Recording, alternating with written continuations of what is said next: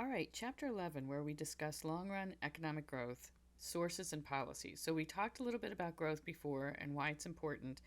And now we want to look a little bit more in depth about what are the sources of growth, why some countries grow and others don't, and policies. And so, what we talk about now is going to be very important when we get to the next unit on fiscal and monetary policies. But just to kind of recap, the whole reason that economic growth is important is because we want to improve the standard of living for the people in our society. In order to do that, we need economic growth. Okay, so economic growth is what leads to an increased standard of living. Not every time, but most of the time, we can see that countries that can sustain economic growth in the long run have a higher standard of living, measured in a variety of ways, than countries who cannot. And what do we need for economic growth? We said this in the last chapter. We need increases in labor productivity. So that's what we need. We need that labor productivity to increase if we're going to achieve economic growth. What do we need for labor productivity to increase? We need capital and technology. That's what's going to, more capital, better capital, that's what's going to lead to an increase in labor productivity, which will lead to economic growth, which leads to a higher standard of living. What do we need for the capital and technology? We need that investment component, so we need investment and savings. Also, what we talked about in the last chapter, not invest. So that investment component of GDP, and remember that's driven by the interest rate, and we need savings in order for the investment to happen. So and what do we need for the savings and investment to happen? We need a stable financial system in order to get the money from the savers to the investors. And so this is all of these things have to be in place if we are going to achieve economic growth and improve the standard of living. So that's kind of a recap of what we talked about previously. So we're going to kind of go into some of these a little bit more in depth now. So we've got a couple different points here, looking at economic growth over time, what determines the economic growth rate in the United States, and then we want to look at why some countries can achieve growth and some can't. If we've got it all figured out, why isn't everybody rich? And then kind of the policies related to this, which again we will use in upcoming chapters, so hold on to that. So obtaining economic growth. So we know that it's not inevitable, and there are periods where we see growth and periods where we don't. And so what we want to learn from this is why some countries have been able to achieve it, why other countries haven't. If we can fix this, if we can figure out what's needed and the policies in place, we can help a lot of developing countries. We can help a lot of poor people, become better off. So we want to kind of develop a model of economic growth that we can apply to other situations, and obviously a lot of people have done this. So if we look at growth over time, you can see for about 1 million years nothing was happening, and then in the Middle Ages we took off, and then you can see here we really took off during this period. And so that's where you're going to see like the Industrial Revolution and that kind of stuff, and here lots and lots of technologies. We see a slowdown here, and we'll talk about that in a little bit. What's maybe the cause of that, or is this just our normal? Is this the long-term growth, and this was just a spurt? But it does, it's not a steady growth, and so but as people who want to be able to solve these problems, we look at what caused us to go up here, what caused us to go back down here, and those are important things. So here's some growth rates right here, okay? So you can see all three of these countries started out around the same point. So in 1960, this was their real GDP per capita. And you can see they're all right around that 4,000, give or take a little bit. And then here's their growth rates. And 2.7 doesn't look, outstanding, or you would even say, the difference between these isn't big. But when you take that over 56 years, you can see here's where they ended up. So at that 0.5 growth rate, they're really not that much better off now, 56 years later. Whereas this guy and this guy have made significant increases in their GDP, and therefore their standard of living. And so a little bit can make a big difference over a long period of time. So even, a 0.5% or something can make a really big difference in the standard of living over an extended period of time. So maybe not some, you might not see it nearly as much year to year, but again, you put this over a period of time and you can really see some big differences. So why does this matter? A country that's growing too slowly is not going to raise the standard of living. That doesn't just mean, the niceties that you have. In high income countries, there's about 4 out of 1,000 babies die a year. In the poorest countries, that's 100 out of 1,000. And so we're talking about things like life expectancy, health rates, people with access to water, people with access to sanitation, all these types of things. So poor growth rate. So there's some countries like Argentina that used to be a pretty rich country is now lagging behind.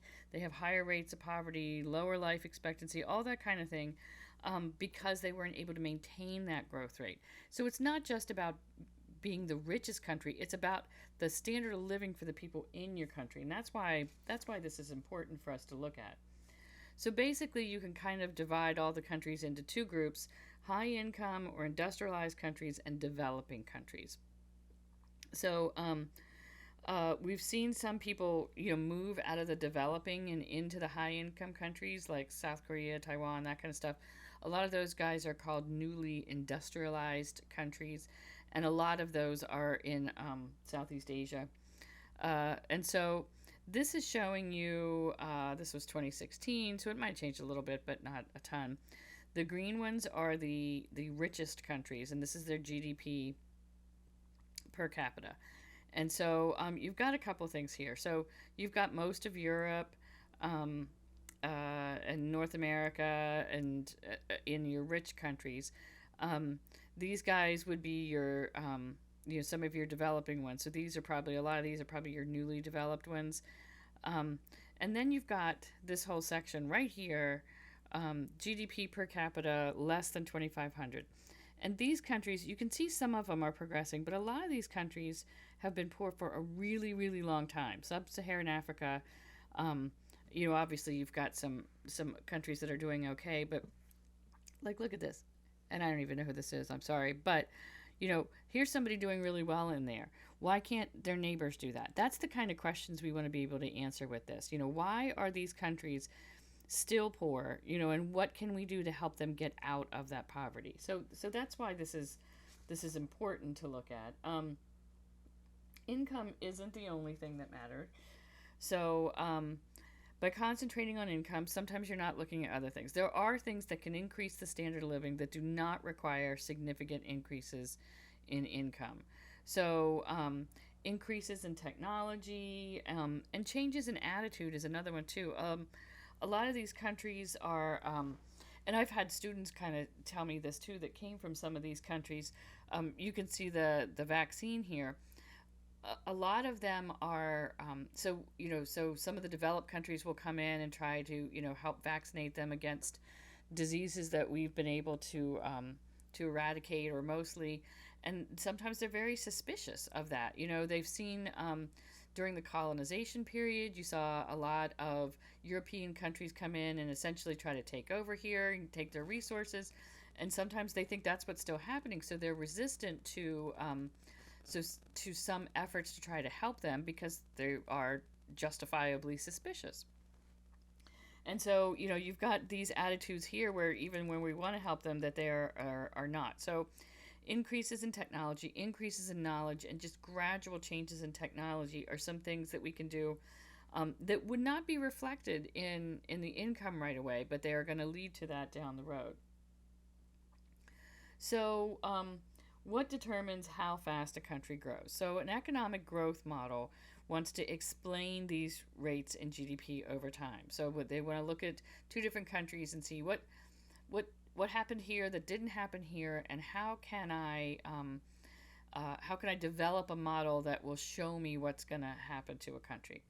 So we know that the key to economic growth is labor productivity, and we know that labor productivity is affected by a couple different things. So the quantity of capital per labor worked. And so we can increase labor productivity if we add more capital. Also, the level of technology. So, not adding more capital, but adding better capital. And so, these two things can really increase the labor productivity and therefore determine the growth rate. So, anybody that wants to develop a model of this, these two things are extremely important. So, we'll concentrate on changes to the quantity of capital and the quantity of capital and the technology, the quality, we'll call it, of the capital. So those are two things that are going to be really important in determining the growth rate. So let's talk about technological change. There are really three sources of technological change. So better machinery and equipment.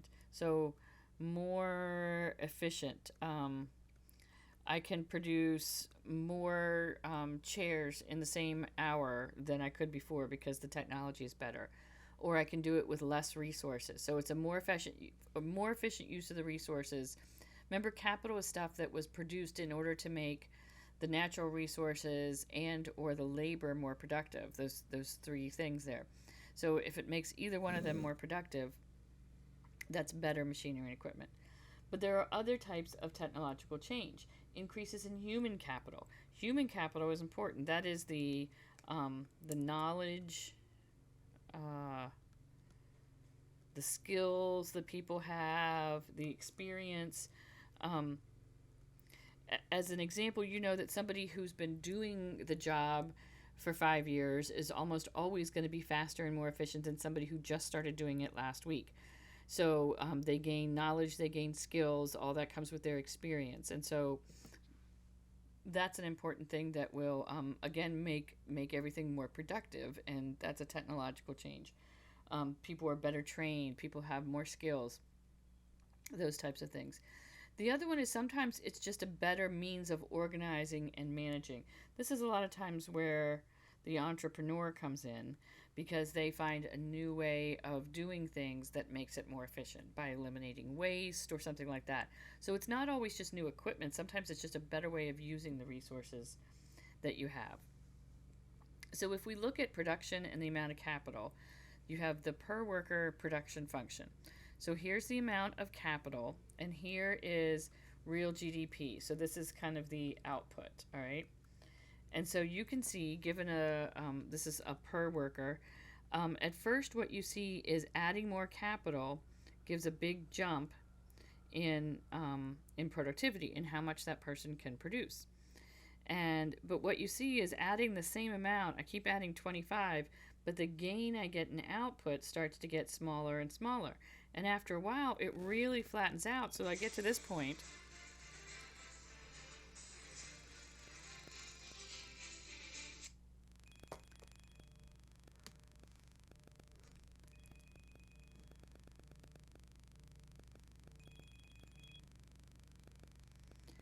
I get to this point where adding more doesn't even increase my production. So it flattens out. And this is called diminishing returns. I get a smaller and smaller increase in output the more I add capital. So what that says is at first, adding capital, when you've got no capital at all or very little, adding more capital is going to be a big increase in your output. But after a while, adding more capital is not going to help. So when we get to that one, this is where we go next then. This is the effect of adding better capital, okay? So when I see this right here, this increase, this is adding more capital. This, going up this way, is adding better capital. This is technological change. So what a country needs to do, if you're down here where your capital is pretty low, at first you're going to see big increases just from adding more capital. But once you get to this point here where the curve starts to flatten out, you need to add better capital. That's where technology comes in. You need to add better capital rather than just adding more capital. And there's some examples in the book that you can read, so a developing country who's down on this part can add a little capital and see a big increase in output, whereas an already developed country or the already industrialized ones aren't going to see the returns from adding more. They have to start adding better stuff, more efficient technology. So we put those together and we develop some theories. So the first one here, Robert Solow, I don't even know if that's how you say his name, but he just kind of took the technological change for granted as just a natural result of scientific discoveries. And so he knew that the technology was important to the economic growth, but just assumed that it was just something that would kind of automatically happen as science kind of went along. Paul Romer, who is an economist that's still around today that's very well known, developed a new growth theory. And so it recognizes the importance of technology and advances in technology to productivity and economic growth. But he's saying that technological change is influenced by economic incentives. And so it's related to the market system, that scientists don't just develop new technology just for the fun of it, that firms develop new technology as a way to increase their profits. Okay, so that's what we mean by the market system. So so he says that knowledge capital is so physical capital, right? The equipment and stuff is rival and excludable. Now this is if you've had micro, you've kind of already done these. But rival means if I consume it, you can't. And excludable means that you can't have it unless you pay for it. So if you think of a piece of equipment, if I buy that piece of equipment, another company can't have it. And if I can't have it unless I pay for it. So it's a private good, okay? And therefore we see those diminishing returns. Knowledge capital, on the other hand, so when we talk about human capital and the skills and experience and all that kind of stuff, or just ideas, is a public good, which means it's non-rival and non-excludable. So it's an idea. So once it's out there, it doesn't mean only one person can consume it. And if you made these deals public, that also means that you can have them even if you don't pay for them. Okay, so so because of that, because they're public goods, and again, this is kind of a micro thing, you get into the fact that firms don't produce as much as they should. Okay, there's increasing returns. Not just one firm, but every firm, the whole economy can benefit by these ideas. However, because they're public goods, and so over here, somebody's going to produce that piece of equipment because they can make money doing so. Because it's excludable, you can't have it unless you pay for it. So if I'm a firm that's producing the equipment, that's my incentive to do it. There's no incentive for me to produce ideas that everybody can benefit from, because then I can't make a profit doing it. So as a result, we see that knowledge capital, we don't produce enough of it because I don't enjoy just the benefit of it, and so I don't want to help my competitors benefit from it as well. And so if I can't keep it secret, I'm not really going to invest in that. So these things would be good for the overall economy, but there's no incentive for businesses to develop them. So a lot of times these types of things are so here's an example. My nephew worked for Google, and he didn't work in the software, he worked in the hardware stuff, and he was doing something that was kind of like developing, I guess, like balloons or something that could get internet out to areas that don't have internet, like, in these sub-Saharan African areas where there's not a lot of stuff, which would be a great benefit to a lot of society, but there's no money in it, right? If those people don't have any money to buy this, they can't do it. And so they don't often, produce this kind of stuff or this knowledge or this technology just to be nice, because again, they have to spend money to do it, and if they can't make money as a result, they don't do that. So a lot of times those types of things are developed by the government or by universities doing research, because businesses have to focus on where they can make a profit. So knowing this, according to Paul Romer's theory, the role for government in policy is to protect intellectual property rights. So, again, if people think that they can benefit from this through patents and copyrights and that kind of stuff, they're more likely to develop this stuff.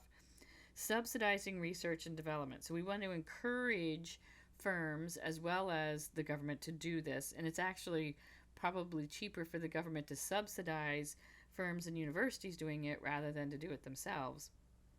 And also to subsidize education. Again, that's where a lot of these ideas are going to come from. So, according to Paul Romer's new growth theory, there is the government's role is really to encourage these things to keep that knowledge capital going, and therefore to encourage economic growth in the long run. There's another guy, Joseph Schumpeter, has this theory of creative destruction, which is also kind of an interesting theory there. But new products, coming up with new things, is creative destruction. So the automobile replaced the horse-drawn carriage. All right, it better served the needs of consumers, but the creation of the automobile destroyed a whole nother market. Right, anybody that was involved with making and selling horse-drawn carriages or any of the parts in them, they're out of business now, right? And so as one business emerges, another one's going to die. And that's just kind of how it is. To him, though, entrepreneurs are the center of economic growth. And a lot of people agree with that and the importance of this. And so, again, you need policies that are going to protect the entrepreneurs, which, again, is what you see right here, right? And so you need to protect them and encourage them, because that's what's going to... And I think it's safe to say the automobile industry is bigger than the horse-drawn carriage industry ever was. So one industry died or was destroyed, but that was the small one, and the bigger one came along. But that's always going to be a part of it. And so Joseph Schumpeter was all about, like, we need to encourage these entrepreneurs, and we need to have policies in place that minimize the risk to them and encourage them to come up with new ways of doing things. So these theories, all three of these growth theories that we talked about, are important to keep in mind when we get to the policy sections, especially the fiscal policy. So we need things that are going to encourage investment. We need things that are going to encourage new technology, that are going to encourage knowledge and entrepreneurship.